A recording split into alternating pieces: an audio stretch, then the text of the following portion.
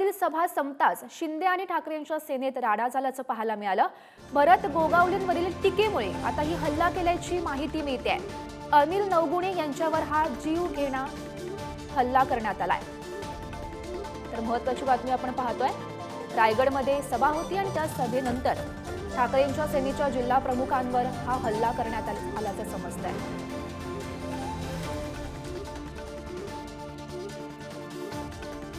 तर या संदर्भात माहिती देत आहेत आमचे प्रतिनिधी सागर जैन सध्या आपल्या सोबत आहेत। सागर, नेमकं काय घडलं? नक्कीच गौरी, काल शिवसेने जिल्हा प्रमुख यांच्या गाडी हल्ला झालाय। काही अज्ञात दुश्मनांनी हल्ला केलाय। महाड येथील सभा संपल्यानंतर शिवसेने शिंदे गटामध्ये ठाकरे गटामध्ये हल्ला झाल्याचं पाहत मिळते। आमदार भरत गोगावले यांच्या टीकेवरती बद्दल म्हणूनच विरोधकांकडून ठाकरे यांच्या गटाचे जिल्हा प्रमुख हल्ला झाल्याची सूत्रांकडून माहिती मिळते। रायगडमधील महाड येथील सभा संपल्यानंतर इंदापूर जात असताना लोणेऱ्याच्या दरम्यान हा हल्ला झाल्याची प्राथमिक माहिती समोर येते। त्याचबरोबर गाडीचं प्रचंड नुकसान झाल्याचे पाहावयास मिळत आहे। गौरी,